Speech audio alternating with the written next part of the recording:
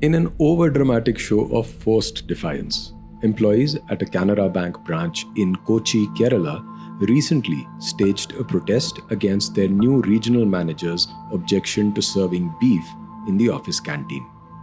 Making a politically charged statement, the local employees served beef and parota, a popular local pairing, right outside the branch. To outsiders, all of this sounds bizarre. Isn't India the land of sacred cows? And isn't Kerala very much a part of India? How can the Malayalis, more than half of whom are Hindu, celebrate beef consumption when it is pretty much unthinkable in most other parts of the country? To make it even more confusing, outsiders see Kerala as the land of Ayurveda, Tantra, and some of the most iconic and ritually guarded temples like Guruvayur, Shabrimala, and so on. So, what is this obsession with beef about? Many misguided Malayalis tend to signal their progressive credentials by lecturing Hindus from other parts of India on beef being a crucial ingredient of their local identity. But was it always so? Or is this the result of something bigger? A campaign engineered for political and cultural reasons to undermine the Hindu core of Kerala's society. Let's look past the sizzle and see what's really cooking. First, the Sangam period. You'll often hear that ancient Dravidians ate beef, so it's tradition. But dig into the actual texts, and the picture is ironic. There are vague references to meat, but little indisputable evidence of widespread beef consumption, especially among the mainstream society. In fact, the explicit mention of beef-eating communities goes hand in hand with their criminal traits, like killing travelers, looting and hiding their bodies, and other forms of violence. The Sangam references to beef eating are therefore not exactly glorifications of the practice, rather, its condemnation. Yet, in recent decades, a powerful narrative has been built, insisting Kerala's beef habit is as old as its poetry. Why?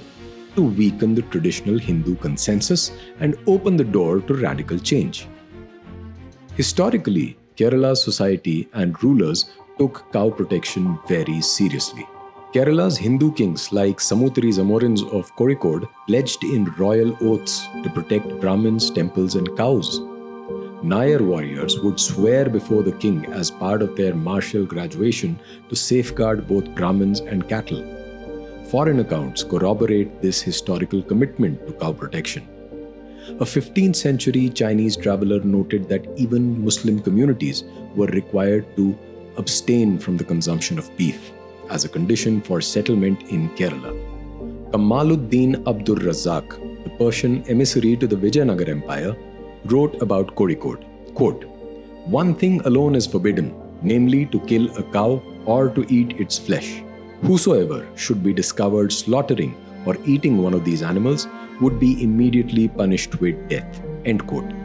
Even Portuguese officer Duarte Barbosa documented that, quote, "The punishment for killing a cow was burning hand in hot oil and then death." End quote. When Vasco da Gama first arrived in India, the Samutri of Kozhikode welcomed him with the explicit condition, "You must not slaughter the cows." Mainstream cultural norms followed suit. For centuries, most of Kerala's population, including Syrian Christians, adhered to the land's tradition of eschewing beef, even when other meats were common on the table. The respect for cows was woven deeply into religious, agricultural, and even practical life. The normalization of cow slaughter starts with European intervention.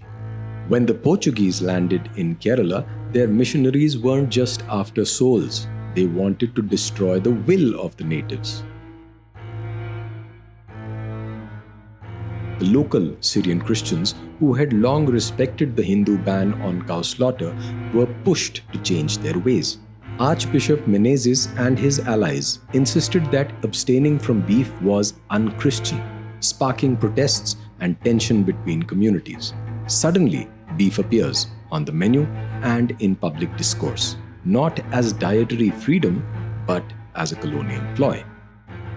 The The second major historical disruption came through Tipu Sultan's military campaigns in Malabar during the late 18th century. Tipu's forces employed a systematic strategy of forced conversion that specifically included compelling Hindus to consume beef as proof of their conversion to Islam. Historical chronicles document the brutality of this process. K.P. Padmanabha Menon writes, quote, "Thousands upon thousands were forcibly converted and compelled to eat beef, the highest sin a Hindu can commit." End quote. T. Raman Menon noted, quote, "There was hardly any cowshed left in Malayalam lands where the Mysore tiger did not enter." End quote. The psychological impact of this forced dietary transgression cannot be understated. William Logan's Malabar Manual documents specific incidents where, quote, "In August 1788, a Raja of the Kshatriya family of Parapanad, and also Trichera Tirupad, a chieftain of Nilambur, and many other Hindu nobles who had been carried away earlier to Coimbatore by Tipu Sultan, were forcibly circumcised and forced to eat beef." End quote. Jump to the 20th century. Communist ideologues, eager to shake off centuries of Hindu Brahminical influence, championed beef consumption as rebellion. Festivals, rallies, and red banners turned beef fry into a political weapon, a gesture that mocked tradition and championed a new order. The campaign wasn't really about food. It was about breaking the psychological hold of Hindu customs on everyday life. Another major factor that contributed to the mainstreaming of beef was migration to the Gulf after the 1970s, which reshaped Kerala's economy and culture. Gulf returnees brought back exposure to new cuisines and weaker dietary restrictions, helping beef shift from a niche food to a mainstream staple. By 2020-21, Kerala slaughtered 14.3 lakh cattle for consumption. And today, nearly 80% of the population across caste and religion regularly eats beef, with more Hindus consuming it than even Christians and Muslims combined. Let that sink in. So we come back to the question, was Kerala always a land of beef eaters? The loud and clear answer is no. The change is modern, a product of organized ideological movements and historical tyranny intent on destroying Hindu society by attacking its most deeply held convictions. Secular and communist Malayalis may love their beef, but they can spare the rest of India their ill-informed sermons on culture and dietary freedom.